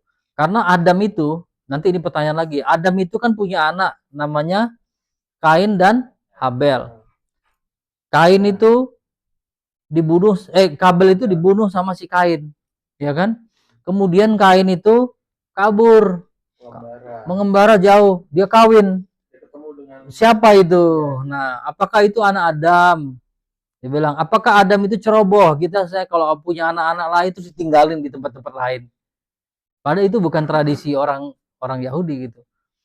Anak itu ikut kepada mereka. Nggak mungkin si Adam itu punya anak berceceran di mana-mana gitu lah. Ya. Iya, kita mau mengatakan itu nanti sebenarnya dengan penjelasan ini minggu depan, bahwa Adam itu bukan manusia yang pertama, tetapi dia adalah manusia pertama yang memiliki roh. Nah, itu yang mau saya jelaskan nanti. Ya, yang memiliki roh dia. Tetap. Belum memiliki roh. Nah, betul. Giants kayak gitu. Orang-orang gagah, orang-orang enak, orang-orang gagah perkasa. Giant, namanya itu Nephilim, itu the failure. Nephilim itu kalau dalam bahasa Inggris dibilang Nephilim. Nephilim itu sebenarnya artinya gagal menjadi manusia. Dia gagal menjadi manusia. Kalau Darwin itu kan gini, revolusi. Kalau kita bukan revolusi, memang bukan, ini kan apa evolusi ya. Evolusi mayor ya, monyet jadi manusia kan. Kalau kita bukan gitu kan. Revolusi. Tapi saya agak sedikit menjadi guncang gitu pemahaman saya tentang Tritunggal, karena tadi di Kejadian 1 ya. Iya. Yang disebut di situ bahwa roh Allah melayang-layang atau Roh Kudus tadi ini kan. Itu bukan Roh Kudus, malaikat. Saya coba tadi kan. Terus gimana Roh Kudus? Jadinya kan gitu. Iya. Kan? Sementara pemahaman Tritunggal itu Roh Kudus ya Allah itu sendiri, Allah itu sendiri kan gitu. Iya. Semuanya ini harus menjadi satu circle yang kita sudah yakini dan percaya imani seperti itu. Apa tuh? Kalian tadi bilang ini. Iya kan? Iya. Nah, kondisi ini maksud saya supaya konsisten pemahamannya, jangan giliran di satu sisi seolah-olah Roh Kudus itu menjadi tidak equal gitu ya, sesuatu yang hanya pelengkap jadinya kan gitu. Padahal kita sudah meyakini mengakui Roh Kudus itu punya peranan penting dan itu Allah itu sendiri. Nah, Allah. Tapi sebelum ke situ nanti ada tadi statement bahwa Yesus atau Allah ya tadi datang membinasakan iblis kan gitu ya. Untuk itulah anak Allah datang. Tidak ada hubungannya dengan manusia, di mana tadi? Tidak ada hubungannya dengan manusia gitu kan. Manusia tidak percaya atau tidak percaya pun dia tetap datang gitu kan. Itu bagus banget, menarik banget itu sebenarnya kan. Jadi ini konsep yang saya pikir untuk meluruskan selama ini terkesan kan bahwa tujuan Tuhan itu menyelamatkan manusia kan gitu. Padahal tujuannya adalah membinasakan iblis kan gitu. Kita mau mengaitkan kan tadi kan kita bilang 3 kan. Ya sebelum ke situ dulu. Kan ada 3 ya. Bukan berarti menyelamatkan ini ya. Oke. Ya, ini. Tuhan ada. Membinasakan iblis tidak ada kaitannya dengan manusia itu dulu ya. Iya. Kita garis bawahi dulu statement itu. Jadi Bentar, kita cari. Ibaratnya kan kalau dibuat statement itu seolah-olah kita ini manusia nggak penting gitu ya. Kalau itu kan ya dari statement itu kan Saya paham maksudnya sih, tetapi justru ini yang saya bilang misteri atau pemahaman yang jadi membuka pikiran kita supaya jangan menjadi seperti itu, pemahaman tentang Roh Kudus menjadi hilang kesannya. Ya, ntar ya kita mana tadi ya? Karena ada makna-makna eksplisit gitu kan, yang harus memang butuh penalaran, butuh kaitan supaya semua sinkron dan konsisten kan begitu ya. Kalau tidak nyampe gitu bisa menjadi apa namanya sisi ini tadi ya? apa sisi ini gitu kan, jadi nggak nyambung kan gitu. Yang dibahas tadi di situ lah ya ini tar. Binasakan iblis. Sebenarnya kan satu lagi ya apa kalian keselamatan kan. Iya. Ya kan? Iya. Dibahas si sila itu adalah fokus. Saya pikir di situ maksud saya jangan seperti terpisah, terpotong dengan pemahaman yang lain gitu loh. Jadi kalau kita bilang nih tujuan daripada Tuhan gitu ya, kalau Tuhan Yesus atau Allah itu membinasakan iblis, oke? Tapi ada statement tidak ada kaitannya dengan manusia kan gitu. Mungkin kalimatnya juga kita baca ya. Tapi saya pikir nggak masalah. Sebab engkau tidak menyerahkan. Jangan jadi sebuah yang terpisah. Ada kaitannya sehingga nanti ini mau kita masuk itu dilingkan gitu ya, supaya jangan nanti sisi lain nggak penting manusianya gitu loh. Iya. Ya kan, nggak penting manusianya. Kalau saya bikin ilustrasi lain atau analogi lain begini, bahwa kita itu kan untuk diselamatkan atau masuk surga bukan karena kekuatan kita kan gitu. Kan gitu, ada kalau pertanyaannya dibalik, perlukah berbuat baik? Ini mungkin. Kan gitu ya? Jadi manusia itu diselamatkan ini kan? Ya. Jadi manusia itu diselamatkan atau tidak ada pengaruhnya terhadap tugas Yesus membinasakan perbuatan iblis. Coba dipahami. Nah, ini maksudku. Jadi manusia itu diselamatkan atau tidak pun kan kesannya seolah-olah manusia itu tidak penting kan gitu. Ya, tapi enggak, ini bagus. Ini justru boleh-boleh aja sih berpikir bisa saja. Jadi manusia itu diselamatkan atau tidak ada pengaruhnya terhadap tugas Yesus membinasakan perbuatan iblis. Oh, iya karena ini porsi yang berbeda gitu ya. Pemahaman saya gini, terhadap iblis malah dia punya tugas, udah punya apa tujuan, udah punya. Terhadap manusia memang menawarkan, memberikan namanya untuk bisa diselamatkan. Jadi ini dua apa namanya dua alasan gitu ya. Ini diselamatkan atau tidak, saya tidak pengaruh ini gitu. Kira-kira gitu mungkin ya. Statement ini kalau kita yang membaca penafsirannya itu kan bisa coba. Walaupun kan bisa menafsirkan memahami karena udah yang menulis membuat. Iya. Tetapi selaku orang awam membaca ini bisa menjadi lain kan gitu ya. Coba. Memahami ini. Tetapi jika manusia itu makanya kalau kita mau mempelajari draft daripada suatu perjanjian atau hukum, kalau yang mengganggu membuat pemikiran menjadi hapuskan aja, tidak perlu kata-kata jadi manusia diselamatkan atau tidak ada pengaruhnya, langsung aja bahwa Yesus membinasakan perbuatan iblis. Iya. Tapi apa kaitannya dengan keselamatan manusia kan gitu? Ini yang perlu kita harus kaitkan gitu loh. Kaitkan jangan sampai tidak konsisten bahwa kedatangan Yesus atau kehendak Allah itu kan ada 3 poin. 3 ya. Terhadap Allah itu sendiri. Allah sendiri harus tetap selalu konsisten, maksud saya jangan sampai nanti ada kalimat begini bertentangan dengan yang ini kan gitu. Tapi saya paham betul justru di sini rahasianya sama seperti saya bilang tadi.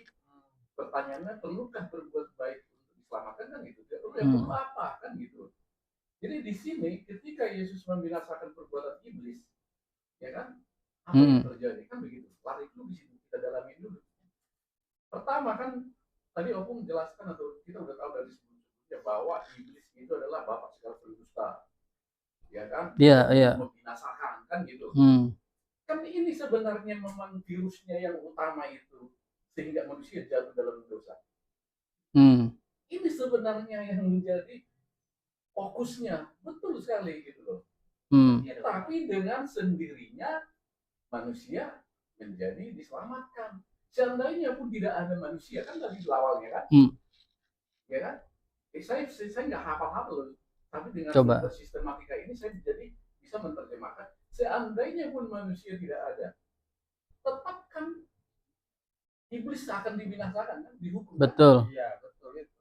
Nah, ini menjadi masuk setiap apa yang diutarakan. Cuma ya tadi itu saya hanya memperdalam, memperkuat, menerjemahkan lebih jauh supaya penerapan kita, penerjemahan kita terhadap sistem itu lebih luas. Itu tujuan saya supaya jangan selalu ada yang bertentangan dengan hal-hal yang lain. Seperti tadi itu dikaitkan kepada Roh Kudus. Tapi sebelum itu tadi itu ada tidak ada manusia pun iblis pasti harus dibinasakan, ya kan? Kenapa? Kan gitu. Ternyata di awal kan tadi sudah dijelaskan bahwa ketika penciptaan langit kosong bla bla bla kan gitu.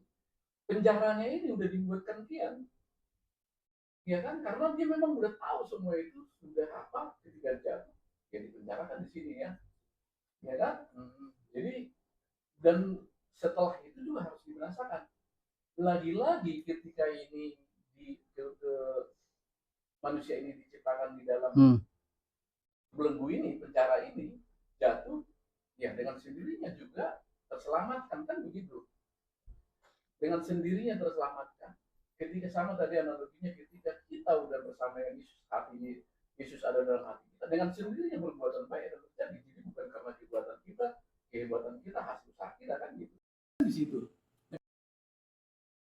Artis manusia ini kan akan hilang itunya virus-virusnya itu kan, karena di situ sumber utamanya kan gitu. Bagi yang percaya tadi, tapi kalau nggak percaya tetap masuk dalam virus-virus itu, nggak sembuh-sembuh gitu kan. Nah, itulah dulu mengenai itu ya. Pemahaman dari statement itu supaya seolah jangan nanti kita berpikir jangan seolah-olah nanti manusia itu tidak penting gitu kan, karena memang salah satu objek kehendak Allah itu adalah manusia kan gitu. Iya.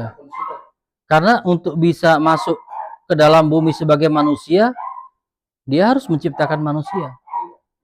Untuk dia bisa datang sebagai anak manusia. Betul kan? Iya. Untuk dia bisa datang menjadi manusia, dia harus menciptakan manusia. Supaya dia bisa menjadi anak manusia yang sudah ditetapkan dari awal, kan gitu kan? Kan gini nih, siklusnya aku bilang tadi ya, alurnya. Makanya saya bilang pemahaman itu yang mudah kita pahami dengan tahap-tahapan ini.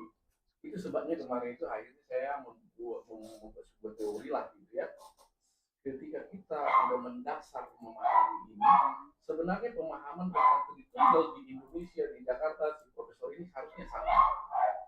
Ibarat saya bilang waktu itu kalau orang musik kunci C di Amerika, kunci C di Bali itu sama, main gitarnya kan gitu. Kalau udah paham dasar-dasarnya kan gitu. Artinya itu nggak mungkin berbeda caranya, tetapi karena mungkin konsep-konsepnya itu tidak terukur, tidak dalam, akhirnya menjadi berbeda. Nah tadi kan Opung bilang gini. Ini juga menarik ini yang statement ini. Kan bilang begini nih, kan manusia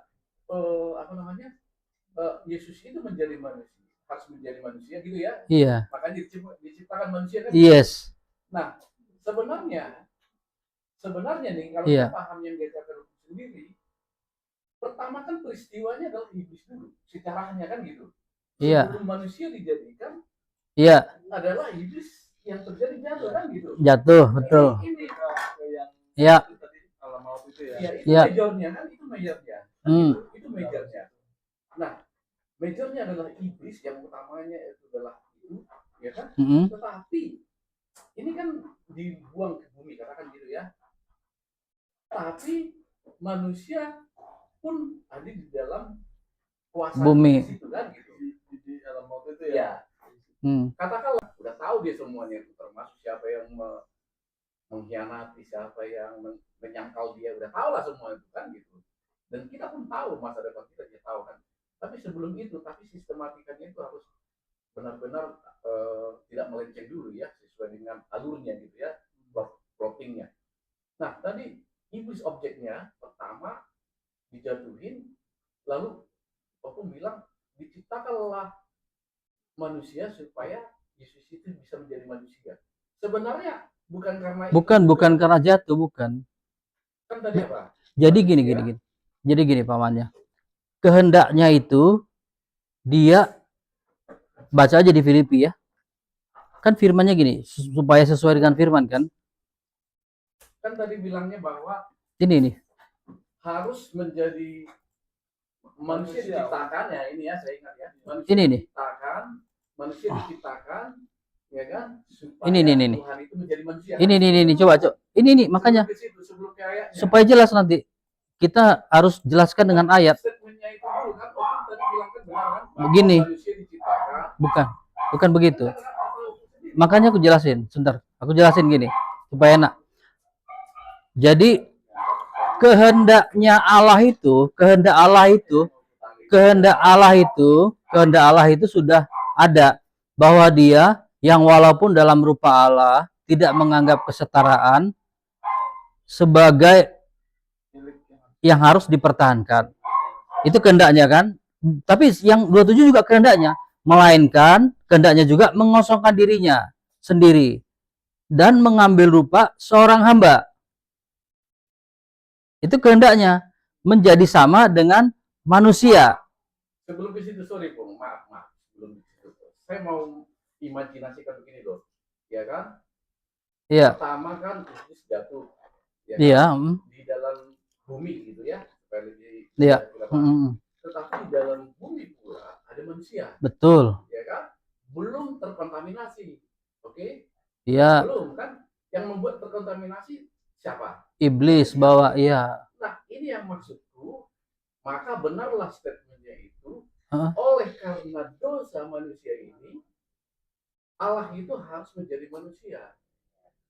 Itu yang sama. Lalu kaitkanlah dengan kata-kata, maka mengosongkan diri, maka merendahkan, akan menjadi cocok. Itu maksudku. Sebelum, makanya saya kan nggak hafal-hafal ayat-ayat. Tetapi ketika itu dijelaskan, masuk semua ke ayat-ayat. Tidak, sebenarnya dibalik gitu loh. Jangan ayat dulu kita hafal, lalu sistematis itu nggak kita ikutin gitu loh. Sebenarnya nggak ada masalah, cuma saya hanya mencoba supaya kita ibarat main musik, main gitar gitu, mana kunci C gitu, bukan begitu, tetapi diketahui dulu dasar-dasarnya itu gitu, sehingga dimanapun dia berada, orang manapun akan langsung otomatis tahu. Makanya saya bilang seharusnya dimanapun manusia-manusia paham, tidak perlu berbeda pemahamannya tentang Tritunggal. Kira-kira paham nggak maksudnya? Ini yang saya bilang, kekeliruan banyak orang di situ, sehingga argumennya, perdebatannya nggak pernah selesai. Makanya kalau kita mau menjelaskan ini udah menjadi jembatan membuka semuanya, ini yang paham, tidak perlu lagi argumentasi di situ. Itu yang saya maksud, tujuan saya di situ. Nah, makanya saya juga setelah baca ini, saya dari barusan bilang, ternyata dalam Alkitab itu memang ada garis kiri, garis kanan, garis kiri, garis kanan kan gitu. Ya kan? Dan itu dipakai oleh iblis lalu untuk menyesatkan kan gitu. Ada kata firman di situ. Memang firman itu seolah-olah kontradiktif, padahal enggak. Kira-kira paham nggak maksudnya? Kan bisa nanti misalnya si Esra Soro ngomong begini, si Gilbert Lemoyne ngomong begini, dua-duanya nggak ada salah, ya kan? Ketika kita sudah membuat rumusan seperti ini, sehingga kita bisa oh ini sebenarnya nggak ada salah, cuma bagaimana kita menjelaskan, menerangkan, sehingga kedua-duanya wah ini ternyata dia. Itu yang saya maksud, sehingga kita akhirnya menjadi mampu berkata, tidak perlu menghakimi, menjadi fair gitu. Itu yang luar biasa di Alkitab ini. Ada kok yang kontradiktif, tapi bukan berarti menjadi tidak ada equilibriumnya, keseimbangannya. Itu luar biasanya, sehingga kita melihat dan menghasilkan terhadap pribadi-pribadi kita menjadi orang-orang yang bijaksana. Karena nggak mungkin lagi kita nge-blame ini, menyalahkan ini, bisa. Paling kita hanya menjelaskan ini poin-poinnya. Makanya ketika Opung tadi bilang di ayat itu, iblis membinasakan. Tuhan Yesus datang untuk membinasakan iblis. Tidak ada sangkut pautnya dengan manusia bla bla bla, ya kan? Tapi Opung coba menerjemahkan dari sisi konsep ini kan gitu. Itu benar, tapi sebaiknya kita jangan bikin untuk menguatkan argumentasi kita mengambil satu ayat itu semuanya sebenarnya sama, ada semua kaitannya, tapi walaupun untuk menjelaskan satu poin bisa kita kunci dulu di sini supaya objeknya di situ kan gitu. Padahal tadi maksud saya ketika kita menjelaskan ini rumusan yang ketiga poin itu kehendak Allah. Tiga kehendak. Kita harus selalu bersinergi. Itu aja sih. Lanjut. Nggak ada yang masalah. Gitu. Iya. Kalau lain kan membawanya itu secara teologis, ya pelajarannya pengajaran. Ya kita ini orang-orang awam. Mungkin lebih ini, lebih detail gitu ya. Kalau lain kan bawaannya itu secara pengajaran teologis banget gitu. Iya. Bingung-bingung gitu ya. Gak apa-apa kalau yang kita bertanya coba, betul. Gitu ya. Buat kita mungkin ya agak simpel aja gitu ya. Yang gimana? Yang gimana coba kira-kira? Semuanya enggak apa-apa. Oh. Enggak ada masalah. Cuman kalau dipelajari secara awam lah kita coba ya. Ini terlalu berat sih. Menurut saya tinggi. Semua pelajaran ini menurut saya tinggi gitu ya. Iya, memang nggak bisa sekali kalau ini harus kita ulang-ulang, harus kita dalamin lagi. Bahkan gini juga kita bingung ya. Tetapi dia yang untuk waktu singkat dibuat sedikit rendah daripada malaikat-malaikat. Nah, itu kan teologis banget. Itu memang tapi seperti itu kehendak Allah itu. Yang oleh karena ya kan dia itu sedikit dibikin, kenapa dia pada waktu menjadi manusia itu dibikin sedikit rendah, lebih rendah daripada malaikat-malaikat. Iya. Itu ayat-ayat begini nih harus apa namanya ya? Itu jadi pada waktu dia dalam keadaan sebagai manusia, posisinya sedikit lebih rendah daripada malaikat-malaikat ini. Kenapa? Kok bisa dia sedikit lebih rendah daripada malaikat-malaikat? Padahal dia itu Allah itu sendiri kan? Hah? Karena dia terbatas ruang, ya. Karena dia terbatas gerak-geriknya juga sebagai manusia. Jadi manusia itu keterbatasan tubuh. Tubuh ini sebenarnya penjara buat kita, roh kita. Tubuh ya sebenarnya kalau di logikanya dia, sehingga dia tidak bebas untuk melakukan apa saja rohnya itu. Karena ada tubuh. Betul kan? Karena ada tubuh. Karena dia ada di dalam tubuh kemah itu. Kalau dia keluar dari kemah itu ya mati gitu kan kira-kira. Dia cuma bisa beraktivitas dalam tubuh. Terbatas jadinya. Roh kita kan sebenarnya roh jiwa kita ini. Kita yang sesungguhnya itu kan sebenarnya ini kan, roh kita ini. Ini kan, yang kita yang sebenarnya kan ini. Kenapa? Pada waktu nanti mati ini jadi tanah ini. Tetapi ini yang terus selama-lamanya. Ini yang kekal. Kita sebenarnya ini kan. Ini kemasan ini. Kemasan. Ini tubuh ini kemasan. Roh saat kita hidup ini sebenarnya dia dibatasi oleh ini. Terbatas oleh tubuh. Roh ini terbatas oleh tubuh ini. Kemah ini. Itu kakaknya keadaan manusia sedikit lebih rendah daripada malaikat. Karena terbatas dia. Kalau malaikat karena dia tidak punya tubuh, dia cuma isinya roh dan jiwa. Makanya dia sedikit lebih tinggi dari manusia. Betul kan? Dia tidak terbatas. Tidak dibatasin ini materi. Tapi kita masih dibatasi oleh tubuh materi. Itu pengertiannya kan? Nah, jadi yang kita jelaskan di sini bahwa tujuan dari alasannya itu kan ada 3 tadi itu kan. Untuk Allah itu sendiri karena dia adalah Allah, untuk malaikat itu sendiri yang jatuh ya, dan untuk manusia gitu kan.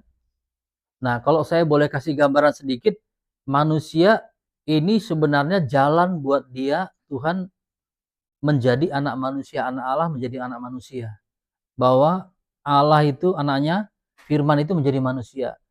Makanya terhadap manusia dia pun punya kehendak gitu kan. Punya kehendak karena dia keberadaan roh. Dia adalah jalan bagi anak manusia datang. Karena dia pun dipakai sebagai pekerjaan buat anak manusia datang. Makanya dia diberi hadiah keselamatan, diberi hadiah nama Yesus. Kalau yang percaya, kalau yang tidak percaya, tidak, gitu kan? Karena yang diberikan hadiah tadi Manusia saja. Karena manusia saja yang dipakai sebagai jalan buat dia untuk menjadi anak manusia. Kira-kira gitu ya. Nah, kaitannya tadi itu memang ini tiga kehendak ini apa namanya? Mungkin ya, apakah nggak tahu? Coba kita analisa apakah saling berkaitan. Kalau ini tidak ada terus kehendak ini terus tidak jadi. Ada hukuman sebab akibatkah dari tiga kehendak ini? Itu yang mau kita pelajari kan gitu kan? Apakah tiga kehendak ini punya hubungan sebab akibat? Kalau ini tidak jadi, maka ini pun tidak tergenapi. Atau ini tidak tergenapi, maka ini pun tidak tergenapi. Itu karena kehendaknya ada berkaitan bertiga ini kan? Ya, terpisahkan itu sehingga ketika tadi konfrontir terhadap ayat-ayatnya, jadi relevan gitu. Dan ada ayatnya pasti. Sehingga ketika poin ini kita terjemahkan seperti tadi misalnya bahwa ketika iblis kan dikehendaki terhadap iblis terhadap manusia Allah itu sendiri. Nah ini semua saling terkait, ya kan? Saling berhubungan, tidak terpisahkan gitu. Seandainya misalnya iblis tidak ada masalah, manusia pasti nggak ada kan, tanda kutip gitu ya. Ini menarik juga untuk kita bahas. Benar, saya tertarik ini. Relevan dengan statement yang tadi bahwa Yesus itu menjadi manusia, harus menjadi manusia karena manusia kan gitu. Jadi relevan terhadap semua ini, jadi relevan terhadap Allah itu sendiri yang mulai dari konsep awal dia adalah maha tak terhingga, tak terbatas dan seterusnya. Dan gitu dia menjadi manusia menjadi terbatas. Semuanya akan menjadi ada kaitan ya, berkaitan ya. Ayat-ayat itu. Bagaimana kalau statementnya begini? Kehendaknya terhadap ini ada tujuan. Yang pertama, terhadap iblis adalah tujuan. Terhadap manusia adalah hadiah. Kehendaknya terhadap ini ada tujuannya. Kehendak terhadap iblis adalah tujuan juga. Karena 100% terrealisasi. Terhadap anak pun 100% terrealisasi. Tadi terhadap manusia untuk keselamatan. Cuman sebagian kecil saja yang diselamatkan. Karena hadiah sifatnya. Coba. Akhirnya masuk kan, ada. Jadi ini katakan tanda tanya semua. Karena kita mau iya. Yang ini pelajaran kita sudah selesai atau belum tadi yang artinya Allah mengasihi dirinya sendiri kan gitu. Iya, Allah mengasihi dirinya sendiri. Gimana hubungannya dengan kehendak Allah di sini? Coba. Terhadap yang pertama. Iya, mengasihi dirinya sendiri, betul. Jadi semua ayat ini nggak ada bertentangan dengan poin-poin ini.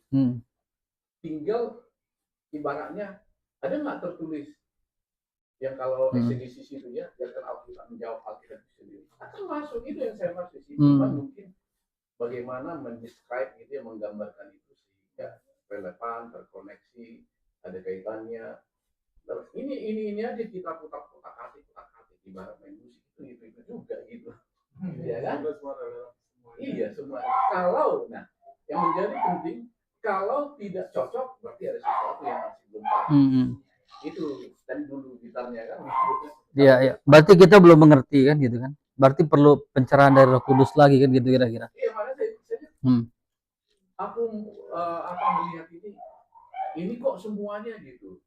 Ya kan? Kita jadi bingung sebenarnya ketika dijelaskan satu demi satu begini ini.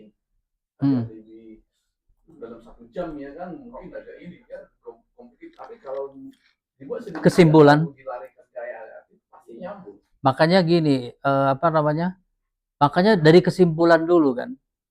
Kesimpulan dulu ada 3 nih gitu kan. Baru dijelaskan tak jelasnya kan. Kalimat ini masuk ke mana? Kalimat ini masuk yang ke-1, kedua, ketiga. Paragraf ini masuk yang kemana? Terus nanti dia menjelaskan gitu kan, kira-kira gitu. Nah ini juga penting, nanti aku juga kemarin udah cerita. Penting buat kita semua. Ini bagus ya. Jadi kita menjelaskan apapun, lebih bagus kesimpulan dulu. Supaya bisa ditangkap, ini sedang menjelaskan apa ini. Daripada kita cerita, nanti ini bagus buat lain. Ini nasihat juga, pelajaran. Pada waktu mau masuk ke satu topik, kesimpulannya dulu apa? Baru kesimpulannya itu supaya orang nggak bingung nanti menangkap nih mau kemana ujungnya. Mau kemana nih ujungnya. Nah, Ini makanya tadi kan selalu saya awalkan ini loh 3, gitu kan? Terhadap anak, terhadap ini. Dasarnya apa? Ini. Oke, sekarang kita kalimat penjelasan 1 jam.